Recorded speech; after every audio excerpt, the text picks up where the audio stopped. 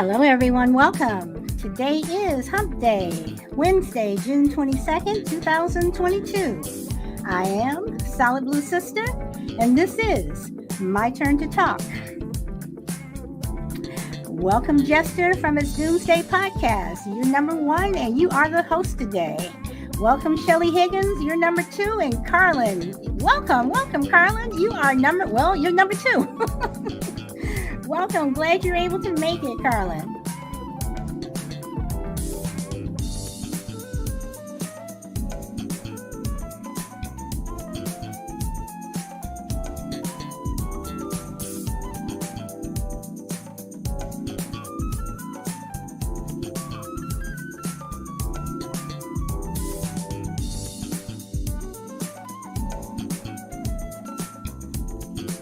Hey, Frankie, how are you?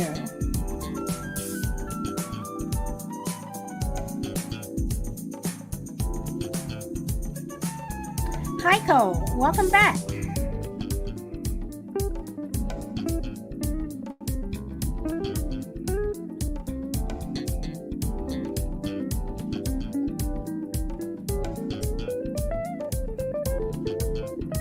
And for anyone listening over on YouTube, Twitter, and Facebook, welcome to you. Matthew Woodworth, welcome.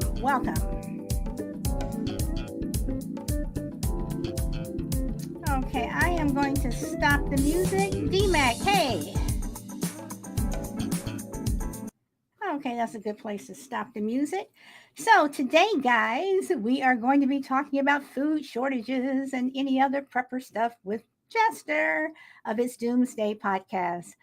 I'm excited to have Jester because I think he did a really good job last time, and I learned a lot. Let's see. QFBAS.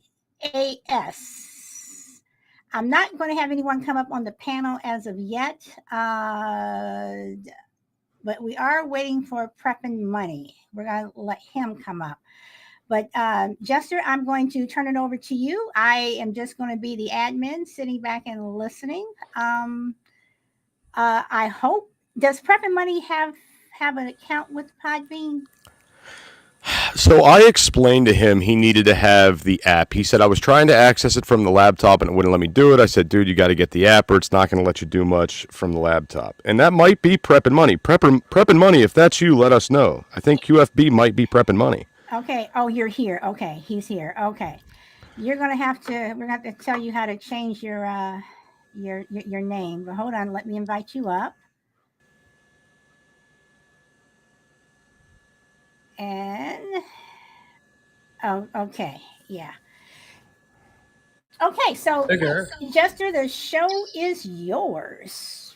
All right. Thank you, Solid. I hope everybody's doing well today. I'm sorry it took me so long to come back to the Solid Blue show, but the show's early in the day and life happens. And I just want to let you guys know, I am recording outside today, so the glare on the screen's pretty bad. It was way too hot where I normally record. AC's out. It's a whole thing. So I figured outside was the way to go. PrepnMoney, how you doing, bud? I'm doing good. How are you guys doing? Oh, we're doing great, man. I'm happy you showed up because, I did no research at all. So I was going to put this all on you today. and can I just say, PrepnMoney, I thank you so much for coming on and doing my show. So thank you. It's an honor to be here. It really is. He never calls into my show. Okay, so guys, again, I'm going to mute and you guys take it away. All right, PrepnMoney. I think that we should, the whole premise of today's show was going to be for me to do food shortages. So I would like to tear into this a little bit, if you're down to help me out with that. So, I mean, guys, we've all been seeing in the media that there's potential food shortages, that certain shelves are bare. Biden himself said there's going to be shortages due to the impact of the Russia-Ukraine situation. They keep saying it. The one thing that everybody's forgetting is the shortages we've seen due to COVID and the beginning of the pandemic. All right. We saw shortages everywhere. We saw it was all over the media that there were food banks set up with people waiting in lines all day long to get food rations. And this varied throughout the country. Okay, this wasn't in every single city. So some people were like, oh, they're just blowing it out of proportion. I'm not seeing any shortages where I'm at. And there's a very specific reason why. I talk about this all the time. Get out of the mindset. It's a supply chain, it's a supply web. If the central hub where they deliver from doesn't have it, you're not going to see it. So it's not that there may be a specific shortage of an item. They maybe just have not got there yet to that hub to disperse it amongst the grocery stores in that area. That's why in Wisconsin, you might see flour, and then in Miami, you might not see flour. Okay. Now, according to I think it's the USDA. The USDA is doing a lot of work right now to ensure that we do not have these food shortages.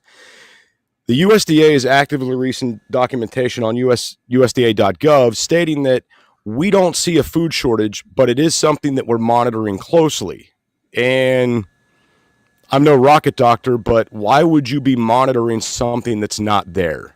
Do you know what I'm saying, PrepnMoney? I absolutely do know what you're saying. See, it's so funny because the USDA promises all these things, but like you said before COVID, you could get a plethora of different things. And I don't know if you've noticed or not, or Solid Blue Sister, uh, but there's a lot of stuff that didn't come back even after COVID, even in a sense of normalcy now. Like those things are still not on the shelves. You know what I mean? And I don't think I believe fully. You know what I mean, that the supply chain was purposely broken down. You've seen boats, all those big liners like piled up in the Panama Canal. That it took them how long to get all those out, and then they wasted how much because of food rot or other things involving that. We don't know. We still don't know. All I know is that I have friends that are in South America, and they said that a lot of those boats are dropping containers in the middle of the ocean. So go ahead, Dooms. Did you want to say something? Well, can I ask, because now you guys have me, now I'm going starting to think like Ba. And that's not a good thing. Okay, so on a conspiracy note, if yes, I have noticed, I think a lot of people have, that things have not come back. Now, I look at it as where you have a lot of people who quit their jobs or were laid off and just never went back. So therefore, we don't have the people there to unload the containers or the boxes, whatever, and put them on the shelves. Now, I do know that the government pays farmers not to grow food. If I wanted to go down that rabbit hole, could we say that the government has paid people not to go back to work? I think that they have, and people I think are still at home waiting for that payout or another stimulus that's supposed to come, and I don't think it's coming. I know that Texas here. I can't speak for any No, other no, no, state. no, no. I'm not talking about stimulus or a $300 child care credit, something like that. I'm talking about where they have reached out to people and said, we will pay you this if you don't go back to work. Oh, I believe that 100%. I mean, that's just on my conspiracy theorist side. But like, if you look at a lot of the truckers that pull into San Francisco or they pull into the Bay in California, and they said that there's no containers there. There's absolutely nothing there. So container ships have stopped coming in there. And then, a few months ago, I think it was about 6 months ago, when they started to address this problem, Ron DeSantis in Florida said, hey, if California won't accept any, containers, bring them in through Florida. We'll gladly accept them. You know what I mean? Let's keep the supply chain going. But it hasn't happened, And so I think you may be right. I think the only thing and the only premise of the conclusion to that is that somebody had to be paid off because there's nobody showing up to work and there's no containers there. So how, but it's not on the news, so nobody believes it, because they still see stuff on the shelves. But we all know, because we've all either worked in a store and in a restaurant as a first job. I know that Doomsday, he kind of runs a restaurant. But these supply houses and these distribution centers, they hold multiples upon multiples upon multiples. You know what I'm saying? Thousands of pounds of meat and chicken and eggs and stuff like that. Why? Because restaurants need them, stores need them, of course that. But if these places are going up in flames, I know Texas hasn't really been hit a lot with it, but I know a lot of places up north and in the Midwest have. What does that look like for us in the future? What does that look like for us a year, 2 years down the road? Now, I know Biden has says there will be food shortages, but he never emphasized when. And I do believe they know when. I You thought know, there's some people in the prepper community that think we only have 40 days left. Biden. For some reason, I want to say I heard him somewhere say that we were going to have food shortages in 2023.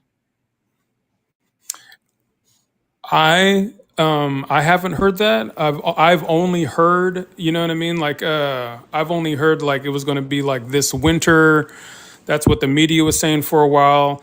And then, you know what I'm saying, with everything with the USDA, now they're saying that, you know, it may be in the middle of 2023. You may be right, Solid Blue Sister. It may be 2023, but what time in 2023? You know, how much and how far out do we have to prepare? You know what I mean? Or do we, you know, like what does preparation look like for some people? Well, You know? we'll play this. I do know for a fact that our people in Congress, and this is why I always say it's on both sides, had a little play date with everybody in a room talking about shortages of food. And that was recent. So I definitely, can you guys hear me okay? Yep. Yeah. Okay, I definitely want to jump in on this. PrepnMoney mentioned something I really wanted to address. So he said, you know, now that we're back to the norm, we've seen certain things not come back. And this is very true. You've had a lot of restaurants go under that didn't open up again. I'm highly upset that McDonald's got rid of the steak, egg, and cheese bagel and that didn't come back. There's been a lot of things that we're not seeing that we missed out on. Sweet Tomatoes, one of my favorite restaurants in Florida, is gonzo. It's out the window. We had a lot of Golden Corral shut down. A lot of these restaurants that were buying heavy amounts of produce are gone. And certain things that were being produced and sold are gone. And we're all just kind of ignoring it. We're not really thinking about it. We're not losing any sleep over it, right? But you would think with certain chains going under and certain restaurants, you know, stopping carrying certain products and certain items, you would think that you would see an abundance of these things on the shelves. Now, you guys referenced, you know, people being paid not to work. Currently, we know that there's farmers that are being paid to plow crops under. They're being paid not to farm, destroy crops, things like that. And it's because a lot of these people sold their souls to the devil, in fact, being Monsanto. All right. So they have all the power over these guys. And you guys know that Monsanto got away with a lot of stuff being high up in government. The government lets them get away with whatever they want. I feel like PrepnMoney referenced this is by a design thing. This is all by design. They're going to get us to a breaking point to where we are begging them for food, to where we are begging them for more control so they can control us more. We'll give you what you want. We'll give you the food, but you need to do what we say.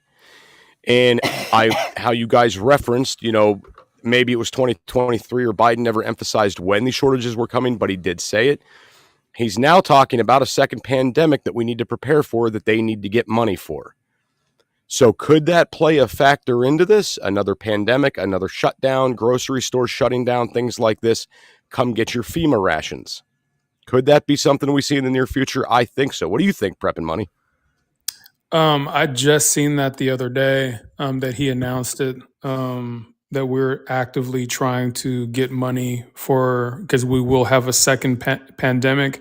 Like you can't make it up nowadays. You know what I mean? Like it's almost like you turn on the television or you turn on the news and all this stuff has been completely scripted.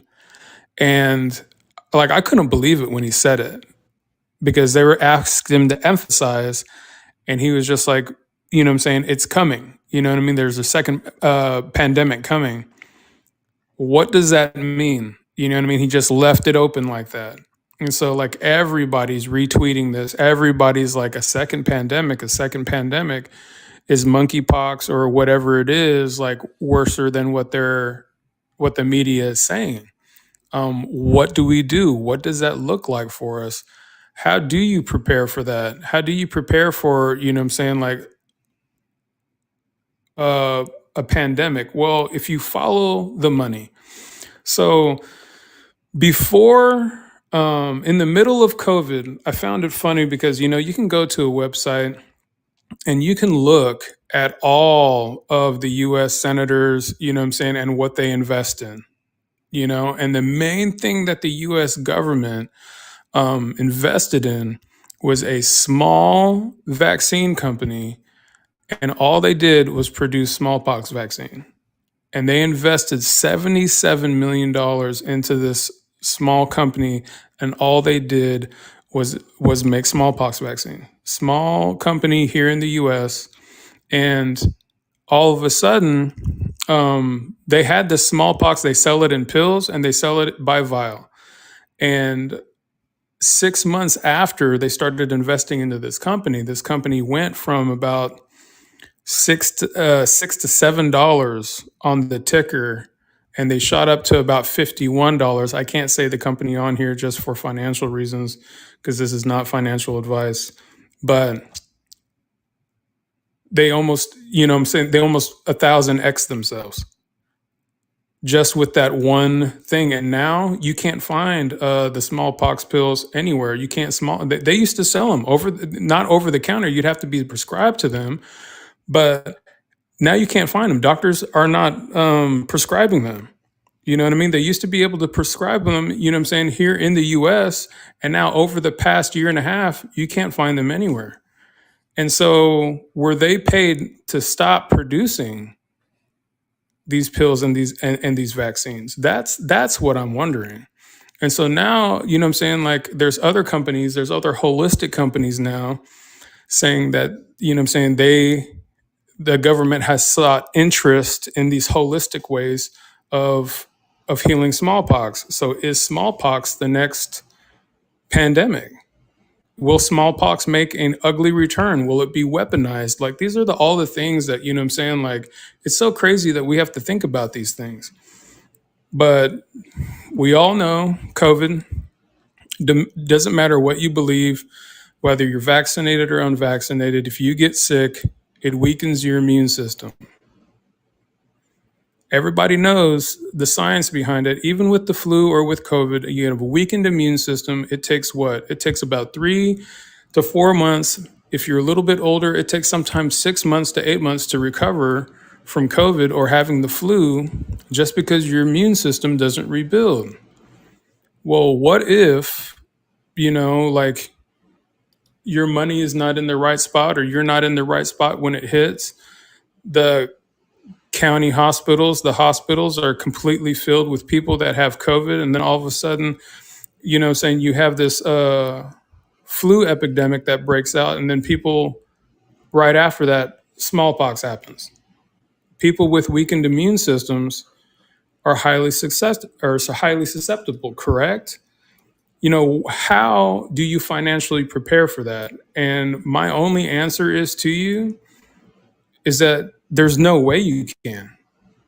There's no way. There's no plethora of money in the world that could, one, stop a plandemic or stop an epidemic from happening, because you can't take money with you to the grave.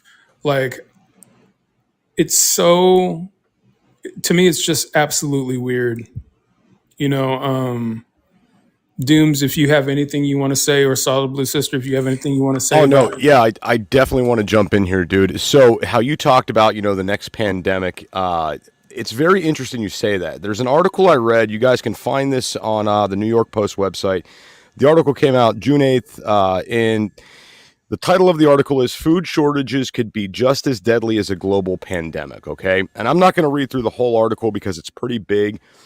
but I'll briefly get into this a little bit, but I want you guys to go back, save this, read this, share this with your friends and family. A leading global health figure was warned the next worldwide health crisis could come from the food shortages. As the price of basic supplies skyrockets even in the wealthiest of nations, Peter Sanders, who is the executive director of the Global Fund to Fight AIDS, Tuberculosis, and Malaria, believes a food shortage could be just as deadly as an airborne pandemic if authorities fail to prepare. So I want you guys to take away something from that. When authorities fail to prepare. Right now, we're seeing FEMA do a lot of goofy things, right? And that's something that really makes me paranoid. Like, there's no better word for it, just makes me extremely paranoid. If you guys read Dave Black's book, What to Do When Shit Hits the Fan, pretty much every disaster scenario he talks about, the number two killers in those scenarios are going to be famine and disease, right?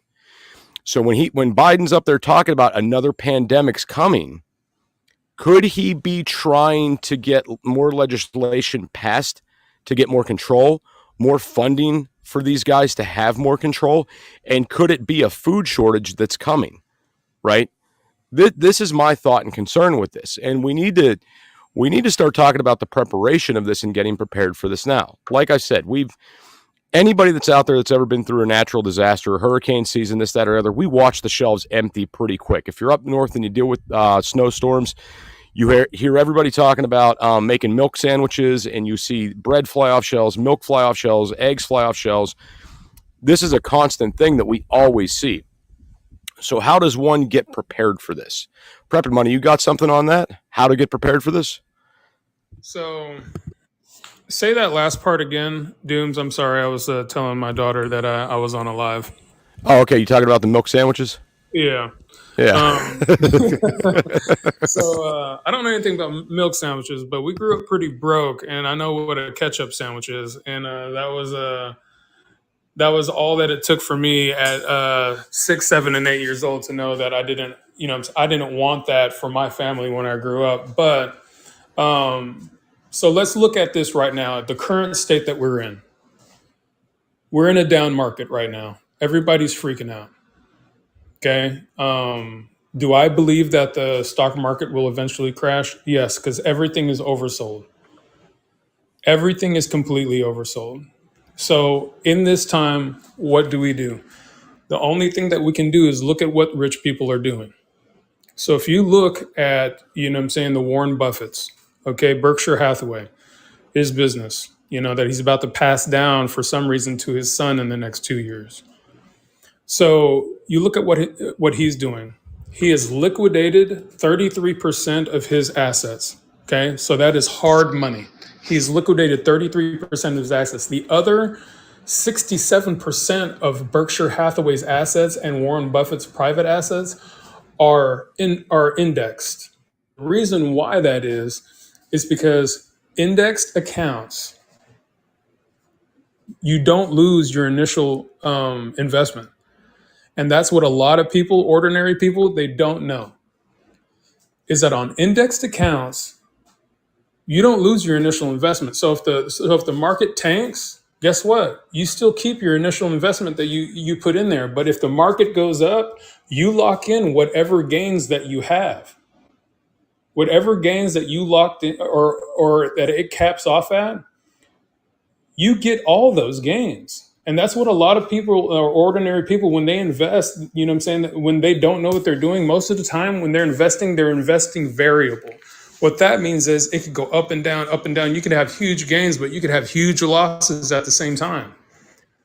A lot of these wealthy bankers, a lot of these wealthy stock market guys, they invented these indexed accounts. And for a long time, you had to have a certain amount of money to be able to invest in these accounts because they were only meant for rich or wealthy people. I have a friend who's a financial advisor, and he will not talk to anyone who has less than $1 million liquid. I got you. And I just want to remind you guys, I am outside today, so I can't see the screen. So if anybody's chatting anything at me, I cannot see it today. I was Um, actually just going to say, can we stop for a moment and just go through some of the chat? yeah, go for it. Okay, Lurak says, yeah, it took the medical system to tell everyone to build up your immune system to fight off COVID. And hold on, Frankie had something down here. Lurak also says that it is biblical, or it almost seems biblical. And Frankie wants to know, what are milk sandwiches? Dooms, that's on you. So the milk sandwiches are something in my region. It's basically a bread sandwich that you dip in milk, like when you don't have anything else because the shelves are sold out. It's something people like in this area do when we have winter storms. It's weird. But one thing I did want to reference too is that, and because I'm such a gangster and I get all my information from Wikipedia, Wikipedia actually has the 2020 food crisis listed on Wikipedia and all the reasons why it's happening. So for anybody to go out there and say that, oh, this is not a thing, and I really hate to reference Wikipedia. I don't necessarily wholeheartedly trust it, but it's accurate sometimes. But if you want a breakdown of what's causing all this stuff, it's all under the 2022 food crisis on Wikipedia. And it gets into the reasons why we're seeing the things we're seeing are extreme heat, flooding, drought caused by climate change. Take that what you will. Also, the security and economic crisis during the COVID-19 pandemic, the 2022 Russia invasion of Ukraine, the Food and Agriculture Organizations observed all of these things, right? Not to mention that prices have hiked and skyrocketed on almost everything. I tell you guys all the time in my lives, we own a restaurant. We have been going through waves of increased prices, and we've been going through waves of where we cannot get certain products. Right now, it's starting to level off except for the prices. A weekly food delivery for our restaurant was running us about $1,600 to supply us with food, okay? This year, and this was last year, we just opened this restaurant last year, so we are in our second year of business right now. That price has went from $1,600 to right over $2,000 every week. So think about that. That's almost a 50%. Well, what would that be? 25% increase about Yeah. in a year. So, I mean, that's a pretty big deal. Now, the problem for us is if we try to raise prices to keep up with this, we're going to get ran out of town, right? So we have to be very careful and cautious and walk on eggshells a little bit as far as how we're dealing with this situation. So if anybody says where I live, we're not seeing it, where I live, I'm not seeing it, you guys are nuts, you guys are just a bunch of tinfoil hat wearers, remember, it is regional. Everything is regional. And they do this specifically to cloud judgment on people. That way, when I say, yeah, dude, I can't get salt and eggs where I live, I haven't seen salt and eggs in weeks, somebody says, oh, dude, you're just fear-mongering. You're spreading disinformation. This is what's happening. And it's like, okay, buddy, come with me and take a ride to Sam's Club, and I will show you what we're out of. Go to Walmart with me. I will show you. I've done so many videos. Well, not so many videos, but I've done a few videos on, stuff we don't have on our shelves. And people are like, oh, you're just fear-mongering. You didn't get a delivery today. And I'm like, no, it's been like this for weeks. And then, oh, the bread guy's on vacation. Oh, okay. That's what it is. Okay, sure. Yeah. And Go ahead. Can I interrupt for a moment? Lurak says, does the Illuminati card deck talk about the food shortages? And DMAC says, what do you mean that Buffett's money is indexed? You are saying that his capital is not at risk? And Lurak says, I work at the food business. I see all the time. Publix supermarkets are always out of stuff. And GP Man says, don't forget the dead 10,000 cows in Texas. But I want to go back up to what DMAC says. What do you mean that Buffett's money is indexed? Are you saying that his capital is not at risk? So there's certain accounts, that you can invest in with different companies. And some of them are indexed ETFs. Some of them are IPOs. Some of them are like that. I don't have time to go on this to take up time on the show to explain everything. So I'll put it as gently and as fast as I can. So basically, there's backdoor indexed accounts to every company that you want to invest in. Like, let's say Amazon, let's say PrepnMoney Oil, which he is all about. So when he buys a stock, it is 9 times out of 10, it is completely indexed. What that means is that he has protection on that stock.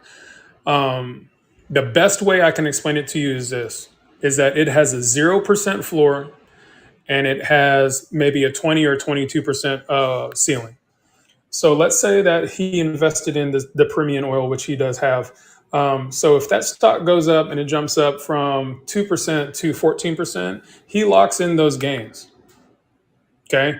So all those gains get locked in. It doesn't matter if the stock market plummets past zero, it'll never go past zero. So if he invested $70 million into this company, he doesn't lose $70 million. He gets his $70 million back. Okay. DMAC, does that make any sense? DMAC, does that help you? And while we're waiting for DMAC to respond, Brina wants to know. Just to fill up some dead air here while we're waiting on DMAC's comment. Was it Lou Rock brought up the Illuminati deck of cards? Was that a thing that he said? Yes, that's what Lou Rock said. Yeah, I have no idea what that is. I didn't even know that was a thing. So you gave me something to Google the crap out of later. So thank you, Lou Rock. Apparently, so I have researched the deck of cards or whatever, this card game. Wait. I'm sorry. While we're still on the money thing, Brina says, are Roth IRAs still safe? That's my main account, mainly with ETFs. Roth IRAs are safe just mainly because of that 0% floor. And she will know that. But everything that you've gained so far for the year is, if you can open it up, you know that it's going down. That's why I like Roth IRAs, basically because it protects your initial principal. You get what I'm saying? And so how I use my Roth IRAs is I use a thing called dollar cost averaging.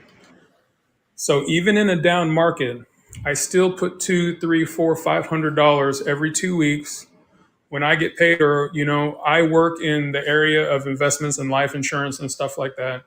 So when I get paid, I keep putting money into it. That way, when the market turns around, or when it starts to turn around, could be 5 years, could be 10 years.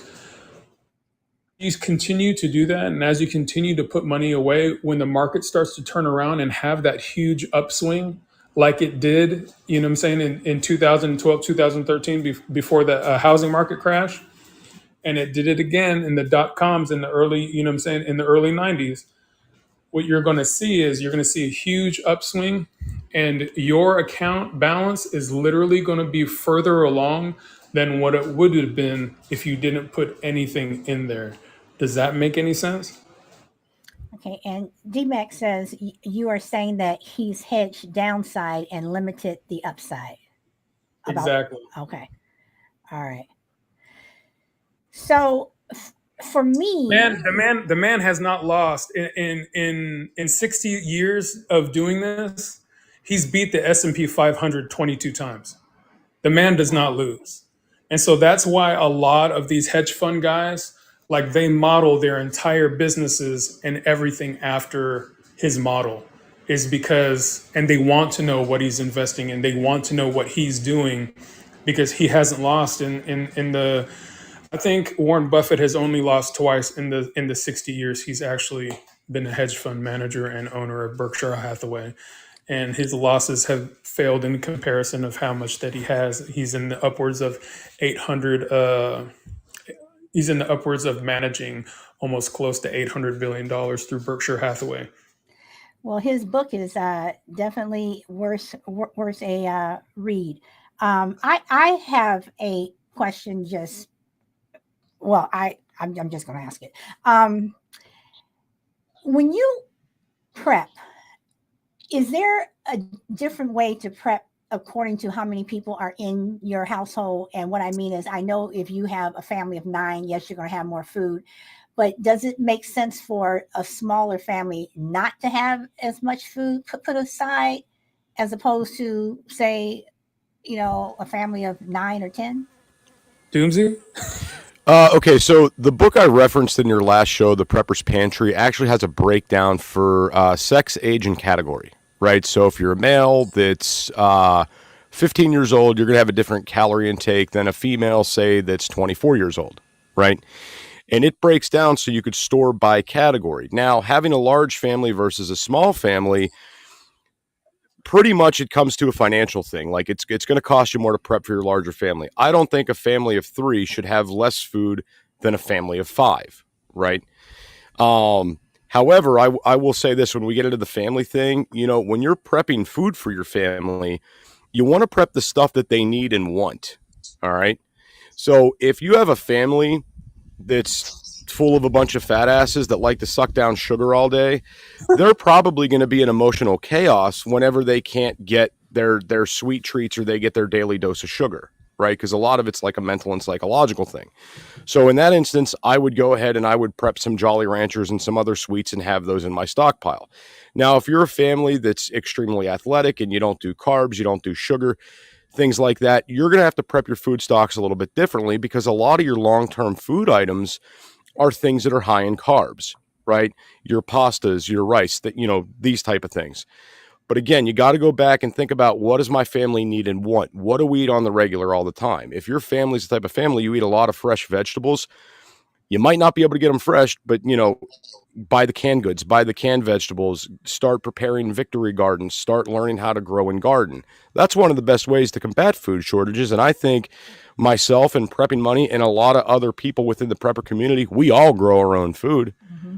I mean, I think we all do. Some of us are like really, really good at it. Others are just getting into it and learning. Me, myself, I've grown food before, but I'm not like an expert gardener, but I've got a lot of stuff growing and a lot of stuff going. The thing I want you guys to take away from that, though, is you cannot count on your garden to get you through it, at least not in today's day and age. We have a lot of super bugs. We have a lot of nasty things in our air. One bug could come through and wipe out all your tomatoes, and then you don't have anything, right? So I always highly recommend, don't say I'm going to garden and have a bunch of canned goods. Don't let that be your only thing, because if the garden fails, you're going to fail. Have backups upon backups. I stock a ton of canned food.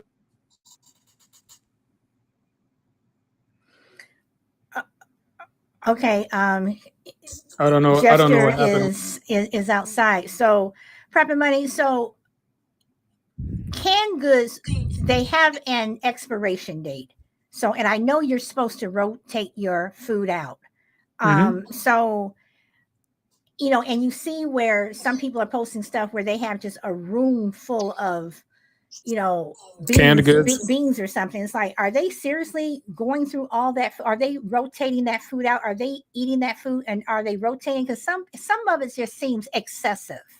Yeah, I mean, some of it does seem excessive. You know what I mean? Like I know prepper guys that have enough food for like 5 years for each member of their family, and like, to me, that's a little bit excessive, because if you can't learn to grow your own food, okay, that's great. You're fine for 5 years, but then what after that? You know what I mean? And so like what I do is that I involve my children in our garden.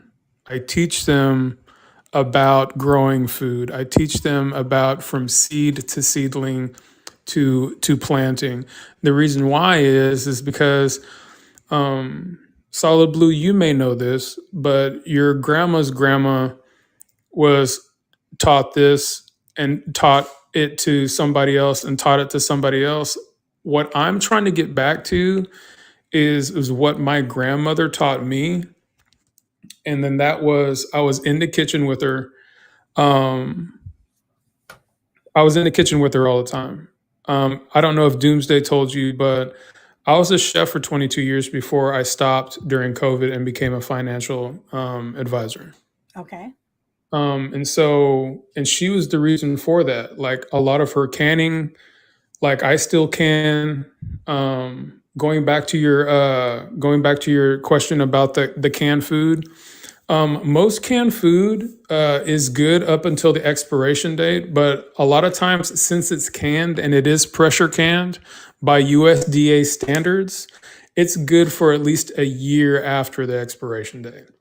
They have to put that expiration date on there because of USDA, because of the USDA saying that they will only guarantee it for 6 months after the date that it was canned. Does that make any sense? So usually Yeah. most canned food is good for 6 months to a year after the date that it has been punched. But in order for them not to get sued and not to, and a lot of these companies, they usually do it for 6 months out, or they do it for a year out, depending on who it is. Me, I do keep some canned food, but a lot of the food that um, a lot of the food that I can is either from my garden or we buy vegetables from the store. There's a store from U.S. Foods here called the U.S. Foods Chef Store. And it's open to the public. You can buy bulk produce, you can buy bulk meat, you can buy bulk everything. And we usually can those things and we rotate them. I know for a fact that if we have not used it in 3 months, we're not going to the grocery store. We're using what we have inside of our pantry, and then we'll rotate that stock. Going back where Doomsy cut off, you have to find out what's comfortable for you. You know what I mean? Like, and he's exactly right. Whatever your family eats the most of, and whatever they really enjoy, that's something that you want to prep for your family. And some of those things are like for me, everybody in my family likes rice. So I prep rice. For some reason, you know what I mean? I grew up, my grandma was Southern. I like beef tips and gravy. So do all my kids. So I can, what I'm saying, cubed beef, you know what I mean? And I Hmm. have gravy and I have gravy packets and and I dry can onions and I dry can, you know what I mean? Some of these other vegetables and stuff, mirepoix, which is like carrots, onion, and celery. For soups and stews and stuff like that, I dehydrate them. Um, just because, like, my grandmother grew up during the Depression. And so I could not remember not one time going to my grandma's house and her cupboards were full all the time. And I think a lot of that came through with just being, I think Dooms is back on now. Yeah. A lot of that has to do with that fear, you know. And I Well, think the result of prepping is basically but a lot of fear, but it's also a huge distrust of our government. well, growing up in the Midwest, when I was little, all the way up until probably about 5 years before my mom passed, she always had a garden, and it was, I mean, it was some of everything.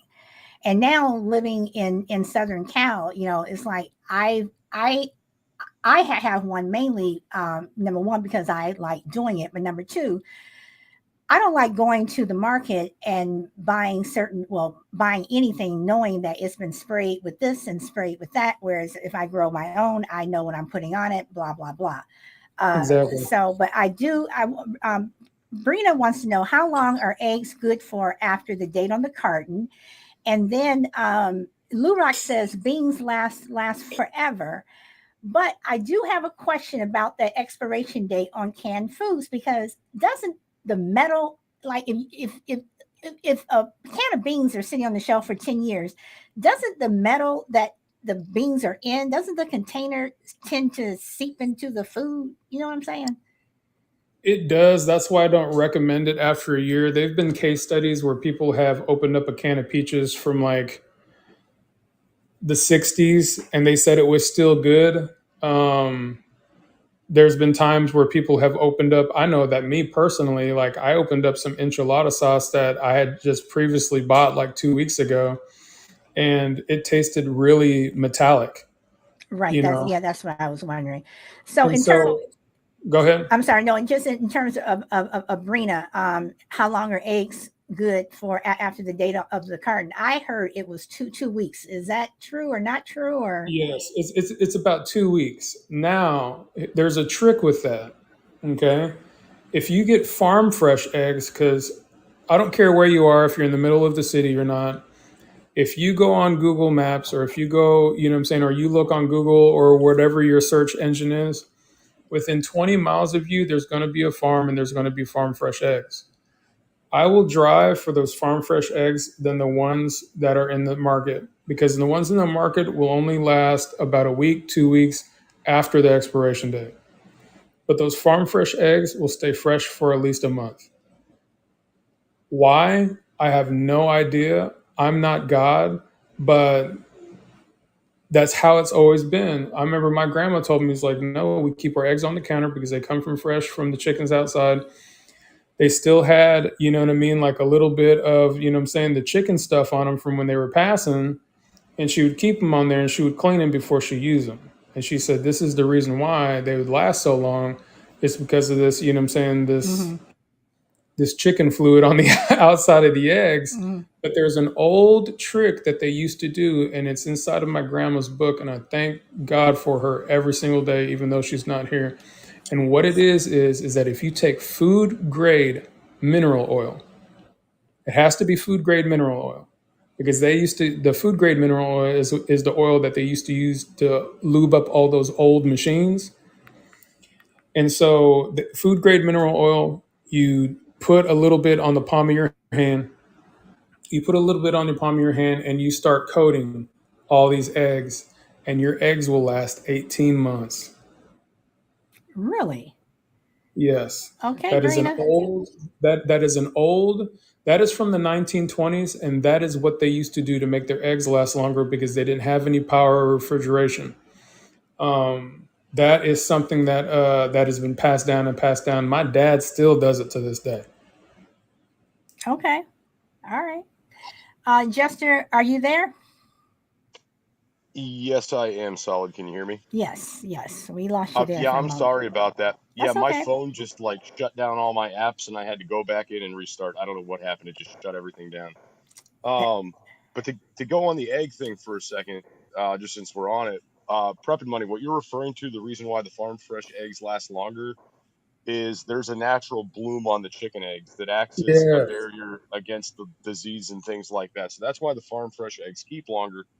And also another trick you can do with the eggs is you can water glass the eggs. Okay, and water glassing is a mixture of water and pickling lime, and you put these things in jars, 5-gallon buckets, and it's said that you'll get up to 2 years out of the eggs, but they can't be store bought. They got to be farm fresh.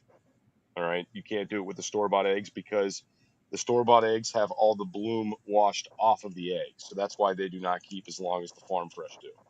There's also a lot of people out there dehydrating eggs after they come out of the shells. They'll dehydrate them. I wouldn't go through all that work and trouble, but it is a thing people are doing as well. So, is there I know that during the Depression, people who lived on farms usually made out better than the people in the cities, mainly because they could grow their own food. But does one have an advantage over the other? Like, if during a food shortage, being in the city, do they have any advantages over someone that's on the farm? I would say this, just from, like, if you look at basic history, right? If you look at basic history, let's go back to the Depression era, Prohibition. Let's go back there. All those farm boys was making that shine, right? All that food deliveries came from the farm. What could be delivered. So with me personally, I'd rather be in the country than in the city.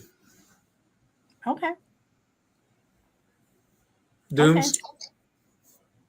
Again, I have to agree. Would rather be on a farm out in the country in a rural area where I could take care of myself than be in the city. But there is one thing that I think may be an advantage to being in the city, and this is it.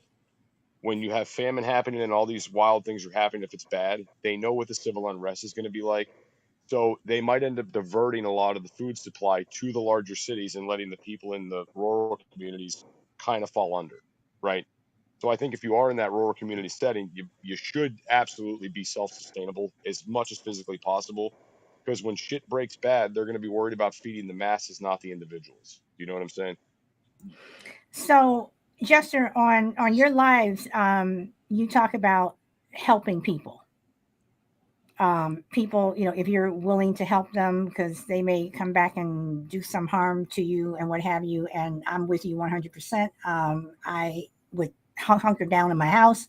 I'm not trying to help anyone because things can get bad. And next thing you know, these same people are coming to do you harm. I think that's 100%. Going back to the city or the country, do you see in a food shortage more chaos in the city as opposed to the country or a farm? Oh, absolutely, 100%. You're going to have more chaos within cities. There's more people. There's more stress. Food's going to fly off the shelves quicker. Absolutely, it's going to be worse within the cities. As So far as should people in the city be prepping more than people? Well, I'm not even going to say prep more, but should people in the city seriously say, I need to do this because if this happens, I don't want to go outside? So I recommend to everybody that's getting into prepping and like just starting out and they don't know where to go, I usually tell them, what they need to be doing. I usually tell them, get a 30-day food supply ready. Okay, start with your 30-day. Once you have that done, food, hygiene products, medications, first aid products. Once you're through that initial 30 days supply, I highly recommend that everybody has a 90-day supply, because for the first 3 months are when things are really going to break bad as far as any crisis goes. Okay, people are going to run out of their medications, their pantries are going to be empty, grocery stores are going to be it's that 90 days, right, that I think is crucial. And the reason why I say that is if you're in the city, you're not going to want to leave and be out in that chaos. So if you're within a city, get at least a 90-day supply so you can hunker down and not have to move and not be out in that initial chaos. After that 90 days, people are either going to be dead or they're going to start dispersing from the city, right? And they're going to disperse into rural communities where they can try their hand at foraging and they can try their hand at hunting or trying to go to places they know where they could fish. Maybe they found grandpa's old fishing rod and they're like, hey, I'm hungry. I'm going to go try to catch a fish. And they're going to disperse from these city areas. You know what I mean? Okay. D-Max says, where do you guys live? And they do not give their locations. But he also says people can't quickly change their residency. I'll No, just they say can't. this, And just leave it open. Like I live in Texas, so good luck. So, I mean, D-Mac, I'm not exactly sure what you're saying. Are you saying that people who live in the country can change their residency faster than people in the city? I'm not sure what he means by that. But here's also something I'd like to touch on what Doom said. Like, there's a lot of people in the city that are going to try pushing out into the more rural areas, the mountainous areas. And you got to understand, less than 20% of the United States land is still open. It's owned by somebody. Like most of the majority of the land is owned by somebody. Somebody had mentioned Bill Gates owns, he owns a fair percentage of land in the United States, farming land. He also owns farming land. What they never touch on is he also owns a lot of farming land in Africa. He owns a lot of farming land in Brazil. He owns a lot of farming land in Argentina. This man has been buying farmland left and right and liquidating his assets to buy more hard assets like land. When these people in the city are moving out to these rural areas, I think it's going to get bad for a while. If it ever came to that point, the reason why is that I know most country people, they're very giving people, but a lot of them, especially out here in Texas, Arkansas, I can't really speak for anywhere else. They're not really susceptible to accepting people on their property. And so it might lead to some trouble, And so that's why everybody's like, oh, if something happens here in the city, I'm just going to run for the hills. Where? Because your hill may be owned by somebody. I don't know. Like, that's why I always tell people, and I tell people like me, like personally, yes, I live in a suburbia. I live like close, to a city. I'm personally planning on bugging in instead of bugging out. And that's the reason why I prep to bug in and I utilize, at least 60% of my property, and I shared with a couple of guys on TikTok the other day that, my entire backyard, we're transitioning this fall for next year into a giant raised bed garden with multiple raised beds all over the backyard. so we can utilize that space. I'm in the middle of building a chicken coop right now. I found out through my city that it just has to be 50 feet away from my neighbors. So I calculated 50 feet from each one of my neighbors in my backyard, and I know exactly where my chicken coop is going. The reason why I'm doing that is because I know when things do get crazy and people start to move out, closer out and going out further, it's not going to be good out there in those streets, especially if you have children. I'm just going to say that, and I'll leave that open-ended if somebody wants to jump in. Well, I will just say this in terms of someone jumping in. Jester, Ba is here. So just thought I'd let you know. Oh, hey, babe. And I did say to him that y'all need to get a room. This love is not boundless to a room, Solid. That will not contain us. So are you guys willing to have people come up on the panel and ask questions now, or? Yeah, absolutely. But one thing I want to throw out, the PrepnMoney mentioned about people dispersing from the cities into the rural communities, going to the mountains, going to the hills. Bear in mind that the survival rate for that is going to drop extremely, right? If you're in the city and you've never hunted or fished, or you're extremely overweight, you don't have your cardio up, you're not going to make it long through the mountains, right? You're going to go up there just to die, is what's going to essentially happen. So unless you're some guy that has had extreme military training, survival training, you've been a hunter or a fisherman or a woodsman for years, you're pretty much signing your own death sentence trying to get out into the city. Like, if you don't know what predators to look for, what things are poisonous, how to identify certain things, you're not going to make it. So I think a lot of people are going to leave the city just to die, and I don't think that they realize that, which is another great reason to get prepared within the city. But I'll leave it at that. Okay, it's interesting that you say that. So I mean, so literally, so if you're prepared for the city, should people in the city just plan to basically just stay in their house and just hunker down? Because if things get bad, I just assume that people are going to start trying to knock you upside the head just for a loaf of bread. Oh, that's absolutely what's going to happen. Yeah, if you could hunker down and get through the first initial 90-day chaos of the situation, absolutely do that.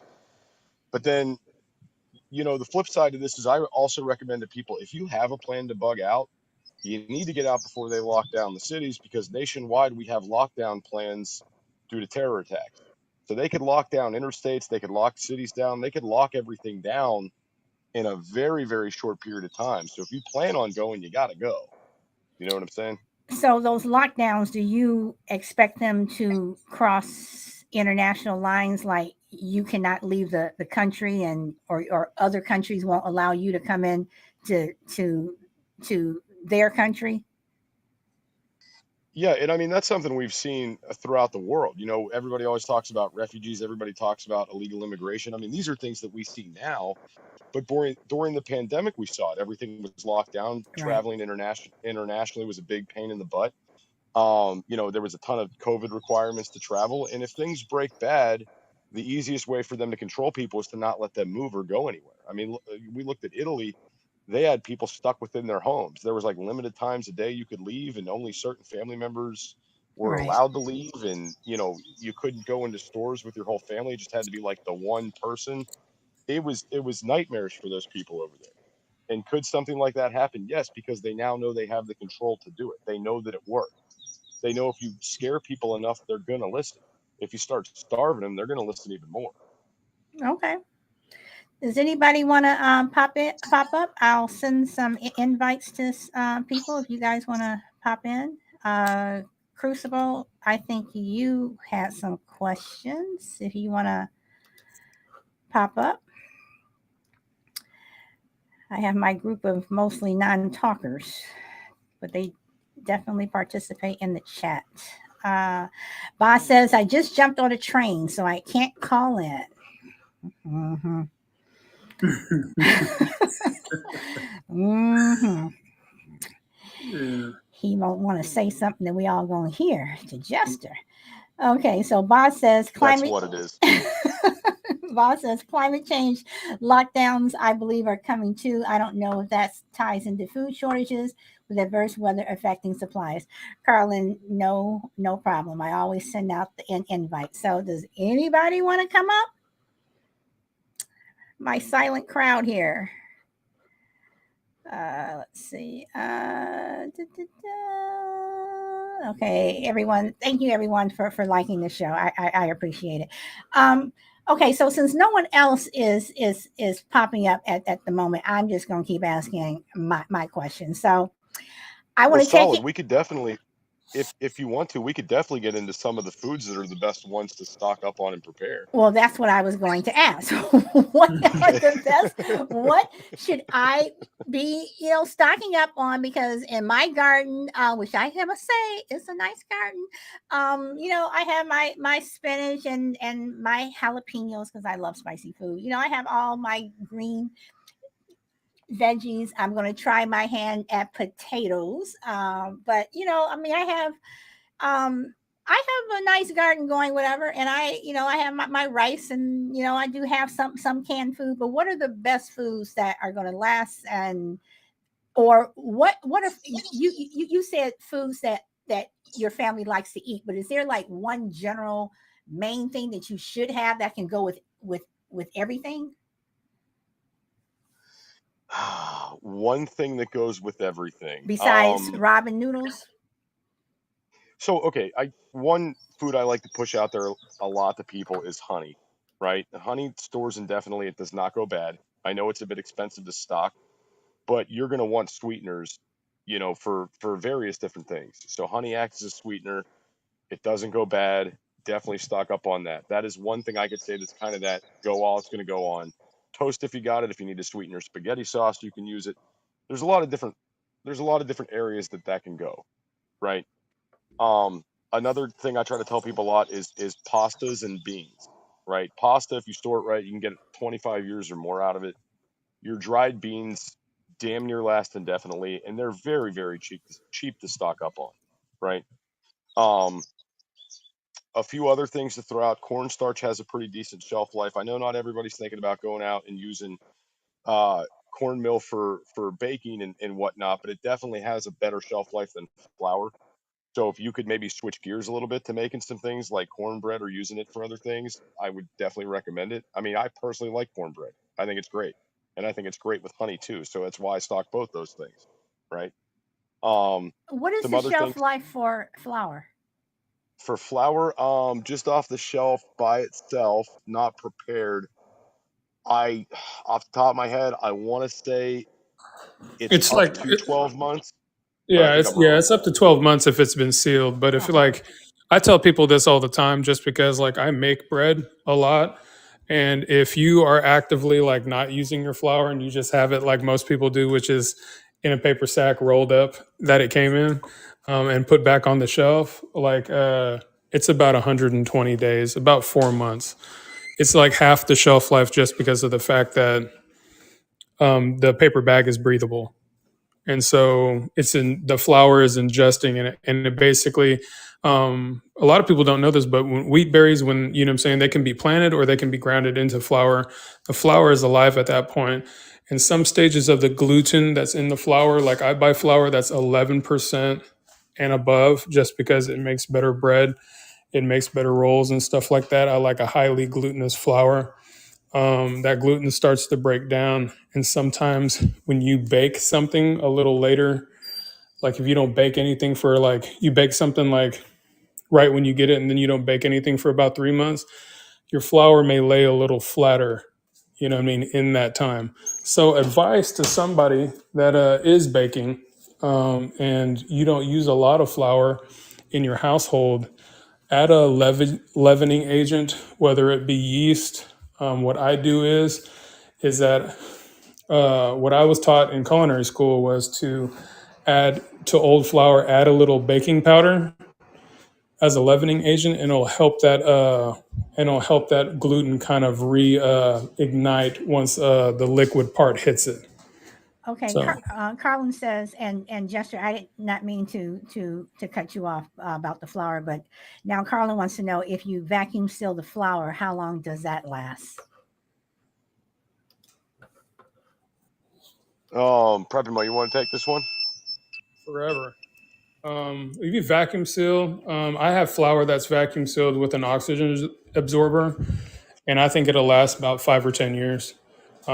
Just because oxygen and water destroy.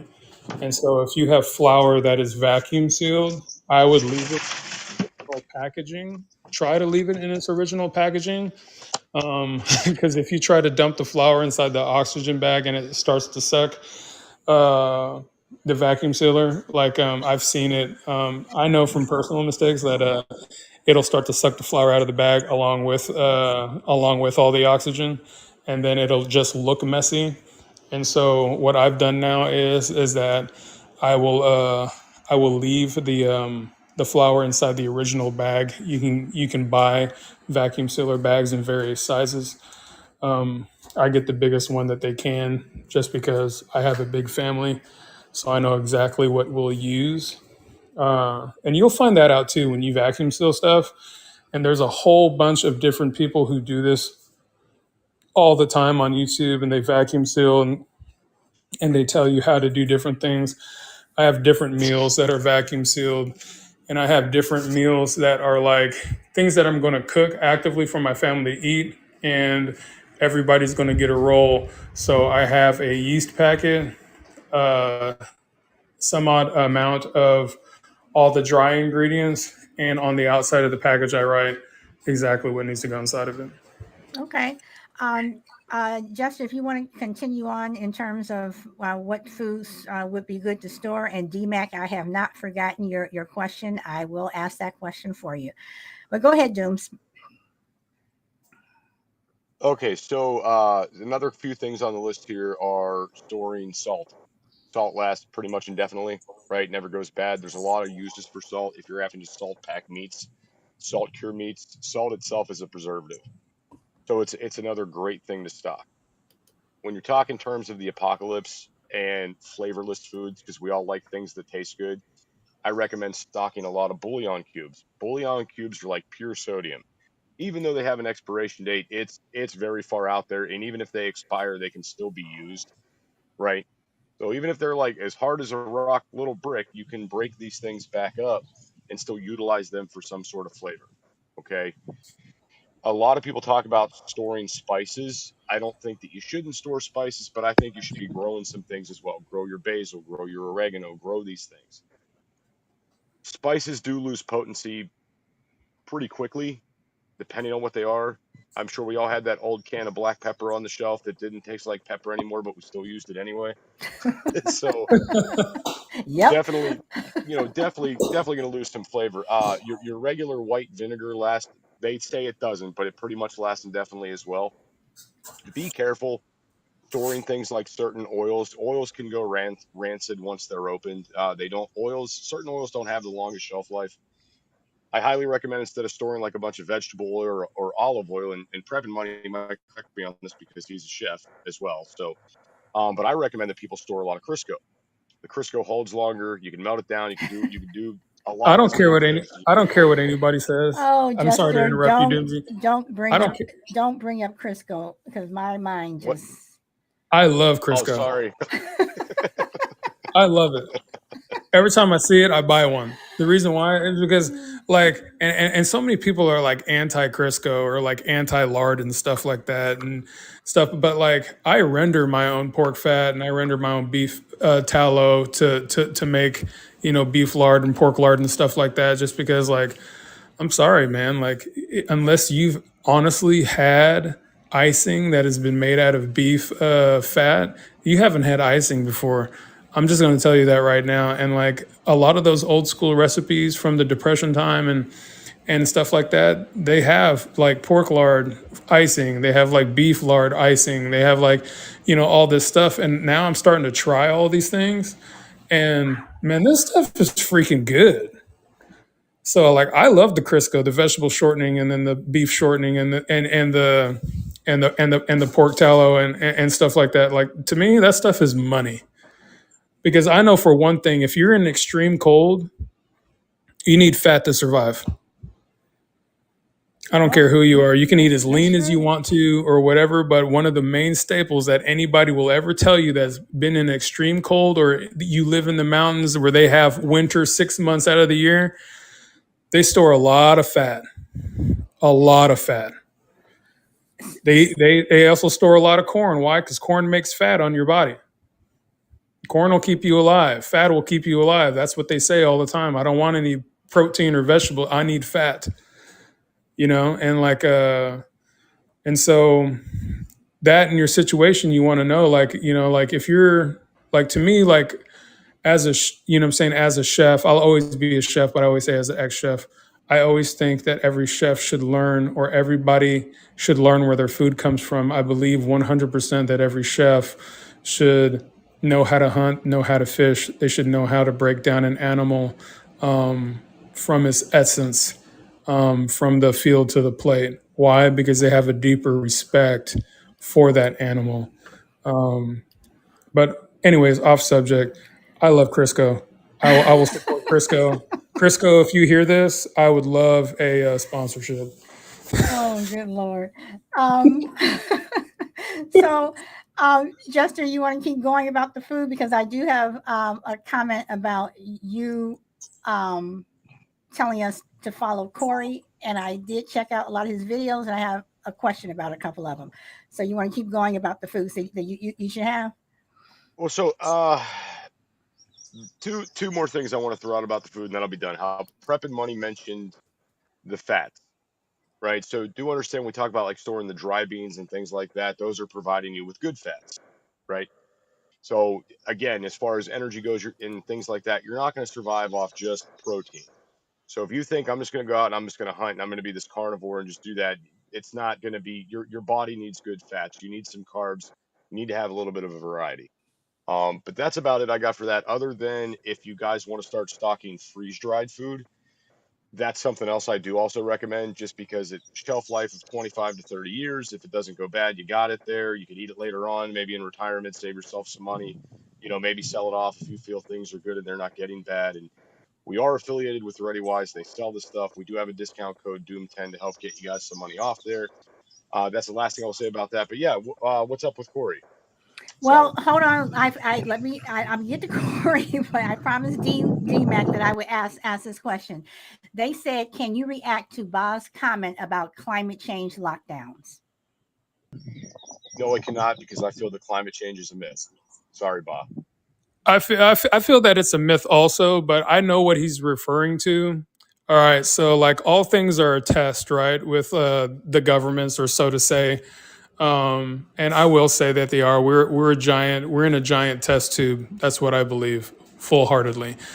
What they've discovered is that emissions dropped 15% during COVID, and the ozone actually started to clear. That's because people were not driving. I believe that climate change is real. And yes, everything dropped because no one was driving. No one was out and about. Everybody was at home. Exactly. And if you look at some of the agendas, like from Bill Gates and some of these like other guys like Klaus Schwab, one of their huge things about climate change are the emissions. You talk about cow farts, which is absolute nonsense. What about human farts? I've been around human beings that are absolutely disgusting. But that's besides the point. But like car emissions, I'll 100% agree are bad. You know what I mean? Like car emissions are really bad. But to see that significant of a drop at any time, they could be like, the ozone level, you know what I'm saying, or the NOS level in your city is way too high, and then the city can come back and be like, all right, everybody stay home. You can't go anywhere. If you have to go to work, you have to walk. You know what I mean? Well, if my work's 20 miles away, I can't walk 20 miles. You know what I mean? And so like these are some of the things that they faced in India. These are some of the other climate change lockdowns that they faced, you know what I'm saying, also in Asia, in some parts of Asia. And even in the UK, they did these climate, you know what I'm saying, lockdowns, and just to test how much the emissions would go down. Well, the emissions went down, but people actually got fired. They actually got laid off work. They couldn't show up to work. They got paid not to go to work. And so, what does that look like in the future for climate change lockdowns? Is it going to be a regular thing? Are they going to tell us to be like, "Hey, the emissions are too high, so you can't drive your vehicle this day"? I don't know how you're going to do your job. Thank God I work from home. But the other thing is though, like my fiance doesn't, and so she works at the airport. That's 25 miles away from us. So how does that work out? Okay. All right. So, Junes, my question about Corey, and you gave Ba a kiss, and I said no sexual innuendos on my show. So, my question about Corey is, um, he made reference to things that you have in your backyard that you can just eat. Dandelion, things, plants, whatever.